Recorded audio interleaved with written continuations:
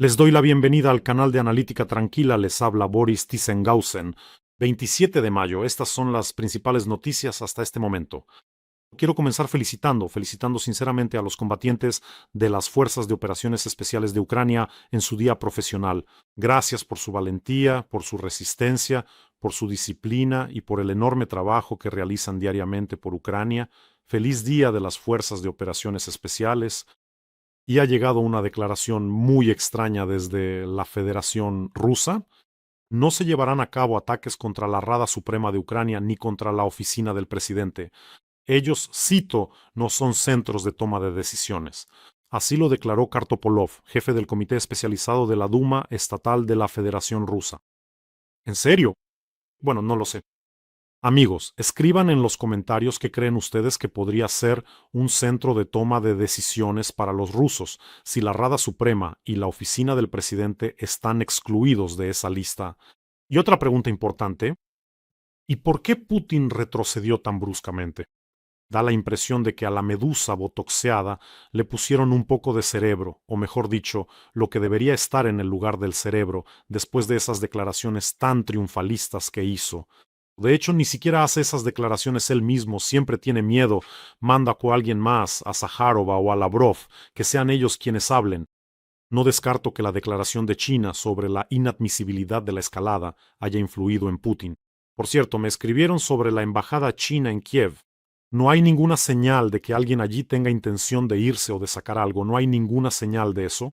Y les recuerdo, la embajada china está justo enfrente del Parque Mariinsky, a un par de cientos de metros de la Rada Suprema, y está justo al lado del barrio gubernamental.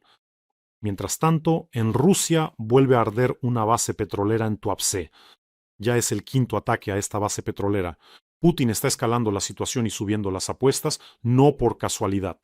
Él está furioso porque Ucrania golpea de manera sistemática e inevitable su bolsillo de guerra. Por cada declaración del viejo Kabaev y por cada vez que agita el aire con esas dentaduras postizas, Ucrania elimina metódicamente grandes refinerías y bases petroleras rusas. Y está claro que el Kremlin teme terriblemente un ataque masivo contra Moscú. No se trata de destrucción ni de muertes, sino precisamente del efecto político y psicológico, porque a Putin no le importan las vidas de los rusos. Ya ha sacrificado 1,5 millones de ellos en esta guerra, y en Moscú, la alarma aérea y los sonidos de explosiones simplemente destruyen por completo la imagen propagandística y los argumentos de Putin de que todo va según lo planeado. Esto no es un plan, no todo está saliendo según lo previsto. En segundo lugar, Moscú, con su población multimillonaria, no está preparada para bombardeos aéreos masivos y regulares, ni psicológica ni infraestructuralmente. Simplemente no estoy preparado. Durante un cuarto de siglo Putin vendió a su pueblo la historia de que él era el guardián de la paz de los rusos. Los rusos lo llamaban porque él estaba levantando a Rusia de rodillas. Pero digámoslo abiertamente, los propios rusos aceptaron este trato, entregaron sus libertades, cerraron los ojos ante la pobreza, ante la ruina, a cambio de que Putin se convirtiera para ellos en una especie de garante de la estabilidad, de la pobreza, pero estabilidad y protección. Ahora Ucrania está rompiendo por completo esa construcción. ¿Recuerdan ese desfile apresurado mirando al cielo? El ataque a Moscú, después de eso, rompió en un instante años de propaganda de lavado de cerebro. ¿Se dieron cuenta de lo desanimados que están los propagandistas rusos? Ahora tienen tareas tristes con asterisco. Por ejemplo, en el programa de Solovyov calculan cuándo podrá Ucrania lanzar 1,000 drones al día. No si podrá hacerlo en principio, sino cuándo podrá lanzarlos. Y esa frase trillada de ellos, Rusia nunca ha perdido, suena cada vez menos convincente en esos programas de propaganda. A veces, saben, me parece que ahora algunos invitados de Solovyov, por ejemplo, pronuncian esa frase casi como una pregunta, ¿y Rusia nunca ha perdido? Por cierto, amigos, no olviden suscribirse a este canal, es importante, pueden hacerlo ahora mismo. Estamos luchando contra la propaganda de Putin, hagámoslo juntos. Ya somos 510,000 en el canal principal, eso es algo serio, así que asegúrense de suscribirse. Y siempre me alegra mucho tener suscriptores, tanto los que llevan tiempo conmigo como los nuevos, así que realmente me alegra mucho. Y eso no es todo todavía.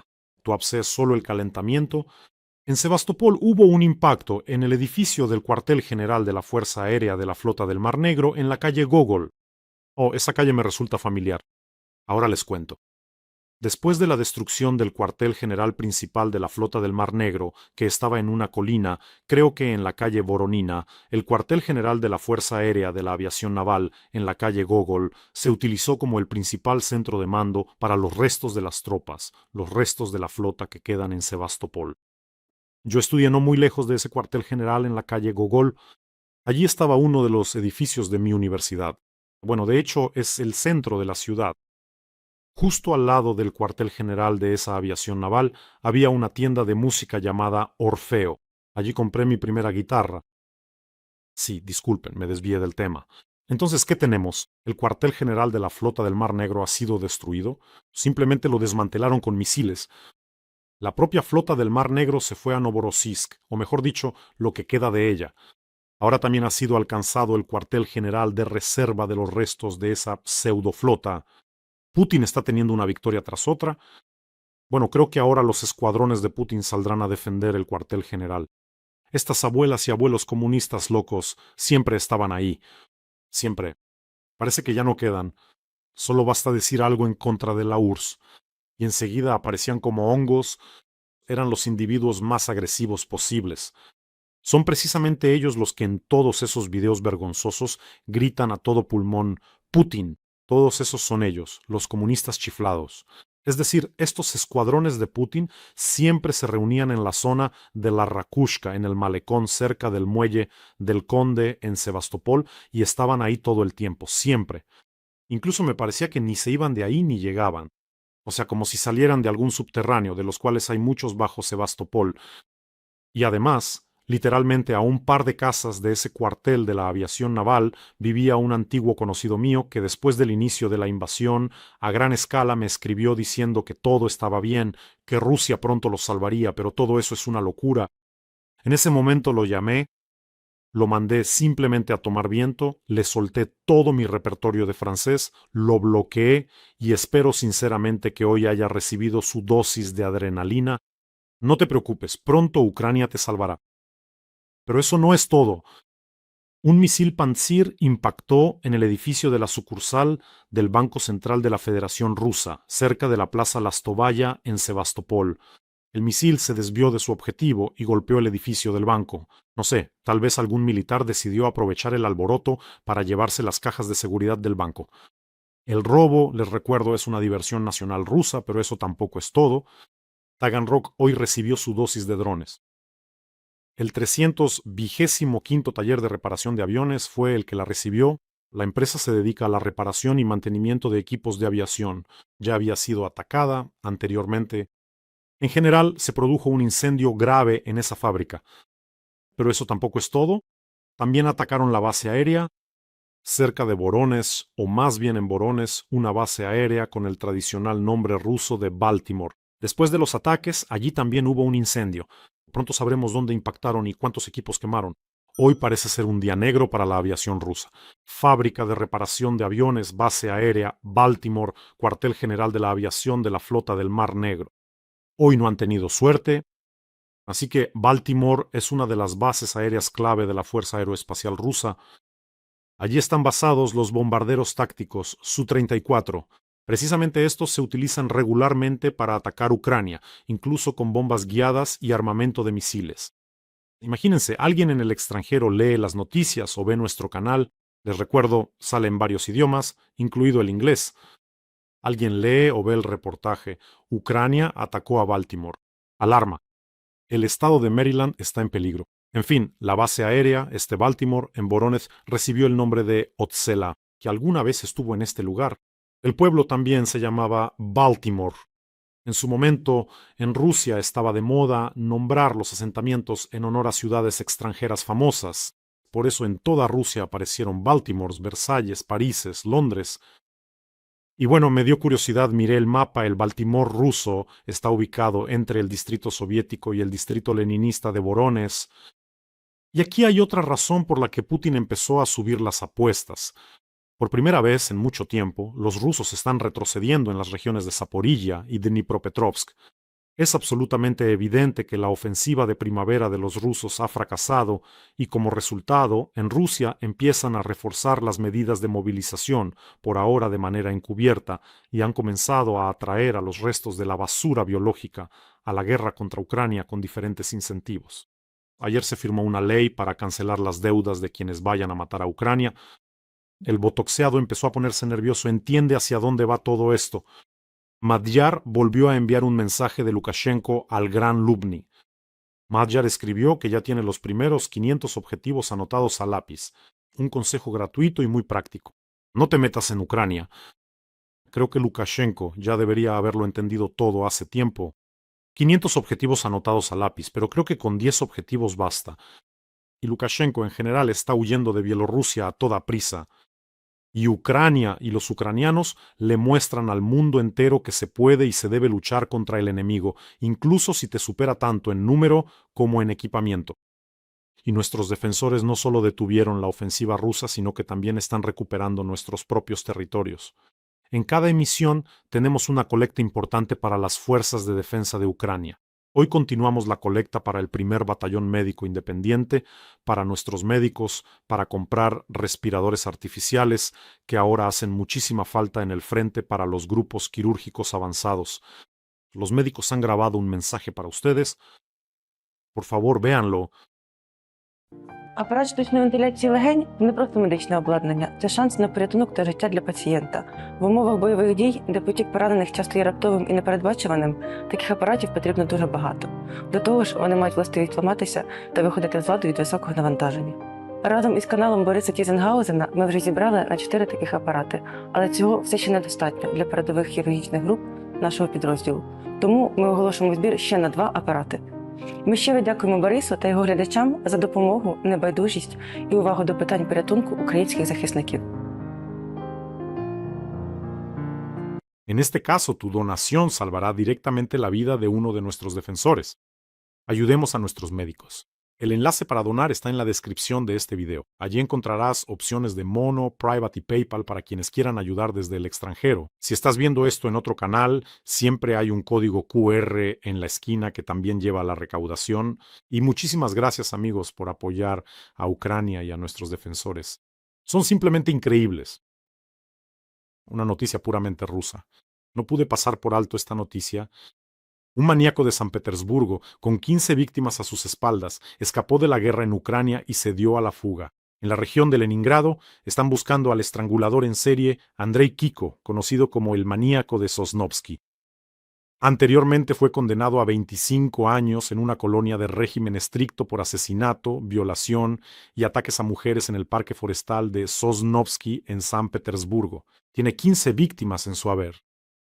El camino clásico del héroe ruso, héroe entre comillas, pero en Rusia es un héroe absoluto sin comillas. Desde la cárcel, este maníaco es enviado a la guerra contra Ucrania. Y les recuerdo, si vas a matar ucranianos, Putin te perdonará con un indulto presidencial. En fin, este maníaco fue a la guerra, allí recibió una herida leve, al parecer terminó en el hospital y ya desde el hospital se escapó. Y pensar que podría haberse convertido en maestro de escuela. Putin también tiene un programa así para quienes regresan de la guerra. Y nuestra sección tradicional, Putin volvió a superar a todos. Armenia y Estados Unidos firmaron la Carta de Asociación Estratégica Integral entre ambos países. Además, Marco Rubio también declaró que el equipo de Pashinyan está allanando el camino hacia un futuro más brillante e independiente para su país. Últimamente en Rusia hay un verdadero ataque de histeria por la orientación occidental que ha elegido Armenia. Los propagandistas rusos y los funcionarios oficiales incluso recurren a amenazas. Según ellos, Armenia no tiene derecho a elegir su propio camino de manera independiente, sin consultar con el hermano mayor, Rusia. Precisamente por esas amenazas y por sus bocas sucias, el presidente del Parlamento de Armenia llamó a los propagandistas rusos simples criaturas despreciables. Y Putin incluso prohibió la importación de flores y frutas armenias a Rusia. Esto es una demostración pública de cómo funciona el reflejo imperial en el momento en que el imperio pierde el control. todos los mitos sobre una Rusia fuerte, sobre la segunda mejor armada del mundo, sobre el hermano mayor, sobre el protector, se vinieron abajo después de la invasión de Putin a Ucrania. Maduro, Assad, una serie de otras derrotas geopolíticas, Orbán, por ejemplo, se convirtieron en prueba de ello. Es decir, incluso el anzuelo de la OTSC ya no funciona con Armenia. Eso es todo. Adiós, le dijo Armenia a la Federación Rusa. Pero lo que más molesta a Moscú no es el hecho en sí del giro, sino la lógica de por qué Armenia está haciendo ese giro. Porque esa misma lógica es aplicable a cualquier otro aliado del espacio postsoviético, aliado de la Federación Rusa.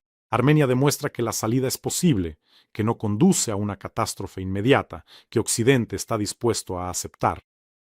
Armenia se despide de Moscú no por culpa de Washington, como dicen los rusos, ni por culpa de Occidente, sino porque Putin simplemente está acabado y ha hartado a todos con su pseudo-imperio, su papel de hermano mayor y todo lo demás.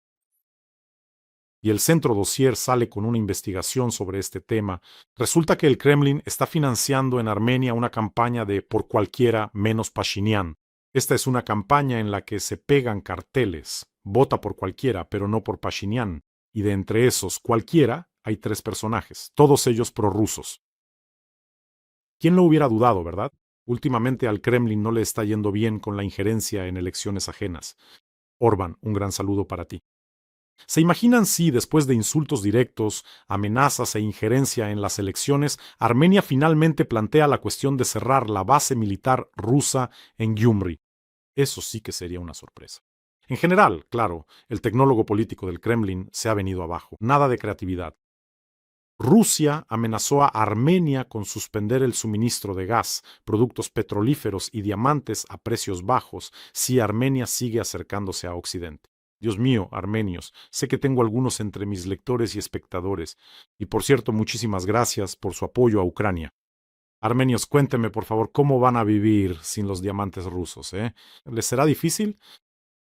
Bueno, y en cuanto al gas, Armenia tiene alternativas, y no solo una. Es Putin quien necesita desesperadamente vender su gas a Armenia. Medvedev está furioso por todo esto. Ya no sabe ni a dónde escupir espuma, en qué dirección. Cito. La UE declaró que mantendrá su presencia diplomática en Kiev sin cambios, a pesar de las advertencias de Rusia. La Unión Europea no se asustó. Los diplomáticos europeos no se van de Kiev.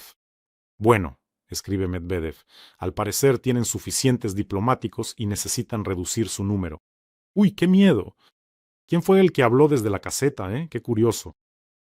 El guerrero ya ha aplastado la nuez allí, mira tú. ¿Eh?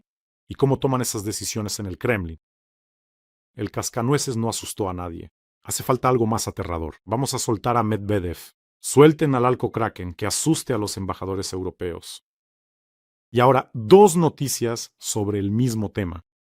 ¿Recuerdan que al metropolitano de la Iglesia Ortodoxa rusa, Hilarión, que fue detenido en Chequia, le encontraron en el coche 4 contenedores con polvo blanco?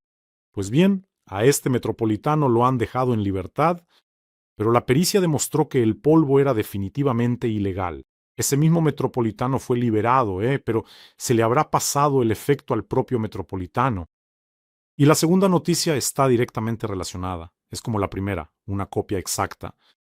En Rusia se está discutiendo la idea de introducir en las escuelas la posición de sacerdote en plantilla. Bueno, está claro, un sacerdote de la Iglesia Ortodoxa rusa. En las escuelas, un sacerdote de la Iglesia Ortodoxa rusa en plantilla. En mi opinión, la Iglesia Ortodoxa rusa es precisamente la personificación de todo lo repugnante y pecaminoso. Justifican la guerra, la llaman sagrada, prometen el perdón de los pecados por matar ucranianos.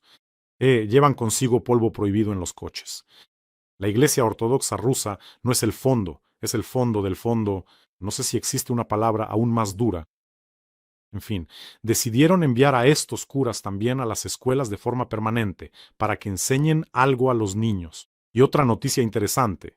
A los empleados del Banco Central de la Federación Rusa les entregarán armas para protegerse de los drones. Este proyecto de ley será examinado por la Duma estatal en un futuro próximo.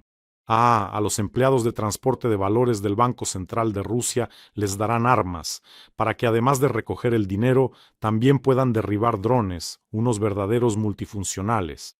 ¿Y si Nabiulina, aprovechando el ruido, no está preparando un golpe de Estado? Ahora, con esta ley, va a armar a sus empleados de transporte de valores y tomarán el Kremlin sin disparar un solo tiro. ¿Recuerdan cómo lo hizo Prigozhin? Él no encontró ninguna resistencia. Los empleados de transporte de valores se reunirán todos en el Kremlin y ya está. Hola. Hablemos claro, ¿qué es lo que quieren? ¿Qué tipo de armas quieren repartir a los empleados de transporte de valores? ¿Pistolas? ¿Qué? ¿Cómo? Imagínense, va circulando un vehículo de transporte de valores y sobre Moscú vuela algún dron. Bueno, uno de los nuestros, por ejemplo, un Liu Ti o un Bobr, salen corriendo de su furgoneta de transporte de valores y empiezan a disparar con sus pistolas al dron de tipo avión. ¿Qué? O quieren poner torretas en los vehículos de transporte de valores. Bueno, esa es su innovación. Creo que todo va mal, por eso toman este tipo de decisiones. Y la Duma estatal aprobó una ley sobre la confiscación de bienes de los relocalizados por infracciones contra los intereses de Rusia. Ahora, por insultar a los héroes, entre comillas, de la llamada SVO, pueden confiscar todos tus bienes. Esto ya es al estilo estalinista, ¿no? Y cómo no recordar aquí la famosa pintura Mudanza a un nuevo apartamento de Alexander Ivanovich Laktionov del año 1952. Así es la pintura. El nombre popular de esta pintura es Qué bueno que fusilaron a los dueños. Porque todo esto ya ha pasado antes. Es decir, quieren quitarles los bienes, incluida la propiedad inmobiliaria, a quienes se han ido de Rusia si de repente estos en el extranjero dicen algo inapropiado sobre Putin, la guerra o los monstruos que luchan contra Ucrania. Bueno, en general todo esto ya ocurrió cuando se escribían denuncias, cuando enviaban a millones a los campos y a su apartamento se mudaban ciudadanos ideológicamente correctos con el retrato de Stalin, como en esta pintura, pero en nuestro caso se mudarán con retratos de Putin. Solo que en la Rusia de Putin, a los apartamentos confiscados, no se mudarán familias como esas, sino familias de agentes de la FSB, de operativos, y los llamados héroes de la Operación Militar Especial se irán a sus regiones empobrecidas, donde bastante rápido se volverán alcohólicos y morirán en peleas borrachas. Esto sucederá muy pronto. Hay una diferencia fundamental. Stalin construyó su sistema de miedo para mantener controlada a la gente dentro del país. Putin está construyendo un sistema de castigo para aquellos que huyeron de su país. Esto no es un reconocimiento de fuerza, sino un reconocimiento de debilidad. El régimen castiga a los emigrantes. Bueno, esto es en esencia una vil puñalada por la espalda a quienes le dijeron adiós a Putin. Bueno, y Putin, ya sabemos, es un tipo vengativo, cobarde y rencoroso. Eso es un hecho conocido. Los corresponsales militares rusos ya están dando la voz de alarma en serio. No es la primera, ni la segunda, ni la 10ª vez que me encuentro con un mensaje sobre este tema. Debido a los ataques de drones ucranianos en los territorios ocupados, ya se han impuesto restricciones al movimiento de transporte de carga en la logística. Y en los canales militares rusos, en este contexto, se escuchan críticas hacia las autoridades de ocupación locales. Al traidor Saldo, que cerró la carretera M14 para los civiles, incluso lo acusan de trabajar para los servicios secretos ucranianos. En los territorios ocupados, debido a las carreteras bloqueadas, hay escasez de ciertos productos y problemas con el suministro de combustible. En general, todo es desalentador, y los corresponsales militares escriben que la situación es muy grave. La amenaza no consiste solo en la interrupción de la temporada turística en Crimea. ¿Qué temporada? En realidad, sino también en la escasez de ciertos productos en la península. Los ataques a los transportistas de carga en la península afectan directamente las capacidades de combate de Rusia en los frentes del sur, donde la situación ya es complicada, escriben los propagandistas. No habrá más temporadas en Crimea hasta que Crimea regrese a Ucrania. Olvídense de las temporadas. Y alguien puede nombrarme, aunque sea un solo territorio, solo uno, a donde haya llegado la Federación Rusa, y que haya mejorado respecto a cómo estaba antes de que ellos llegaran? ¿Alguien conoce aunque sea un territorio así? En mi opinión, no. Esa es la misión de Putin, tocar algo y convertirlo todo en un pantano apestoso. Así es él, un verdadero hechicero. Bueno, amigos, cuídense, cuiden a sus seres queridos. Suscríbanse a este canal, no lo olviden. Y vamos a ayudar a nuestros médicos, verdaderos ángeles guardianes que arriesgan sus vidas y salvan la vida de nuestros defensores. El enlace para donar a los médicos está en la descripción de este video. Que tengan todos un buen día y gloria a Ucrania.